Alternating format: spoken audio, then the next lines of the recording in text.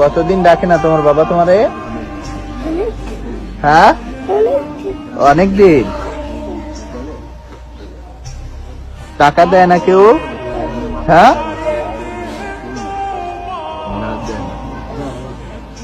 বাবা বলে ডাকে না কেউ তোমাকে? না,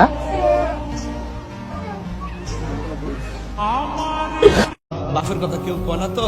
আসলে যে বাপটা কিন্তু বেশি কষ্ট করে, এই বাপটার কথা কেউ কয় না। খালি পকেটে বাজারে গেছে, সন্ধ্যার আগে বাজার লই আইবো, টাকা পকেটে নাই, আমার ছেলে কি খাইবো, ঋণ ফিরে বাজারটা ফিরে নিয়ে আসে, কিন্তু ঘরে ঢোকার সময় হাসি মুখে ঢুকে। বাপটা কিন্তু খুললে পায় না। আরে বাপে 1200 টাকা বেতন পাইছে, কয়েকটা ছেলেরে লেখাপড়া করাইছে, কিন্তু কোনোদিন বুঝতে দেয় নাই যে ফর্ম ফিল আপের টাকাটা কোথায় থেকে আনছে, কোনোদিন বুঝতে দেয় নাই রেজিস্ট্রেশন টাকাটা কোথায় থেকে আনছে। আমার কাছে তো বড় কষ্ট লাগে। ছোট্ট একটা পেটের মধ্যে 2 সন্তানের জায়গা হলো, ছোট্ট একটা পেটের মধ্যে 2 সন্তানের জায়গা হলো, আর তোর লক্ষ টাকার ফ্ল্যাটের ভিতরে, তোর লক্ষ টাকার ফ্ল্যাটের ভিতরে তোর মার জায়গা করে দিতে পারলি না।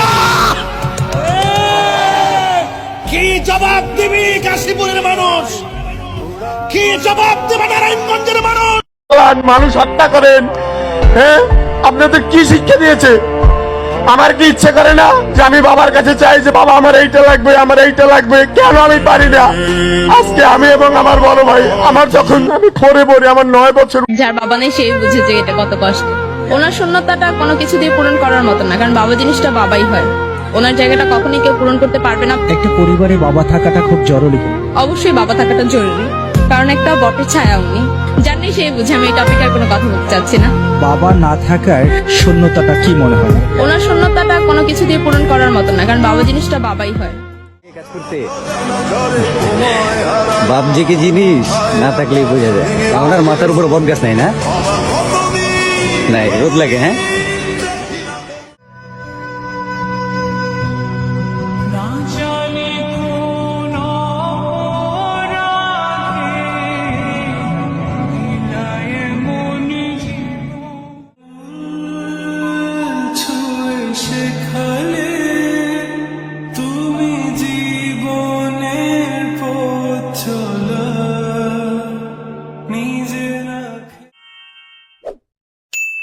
Subscribe to this YouTube channel.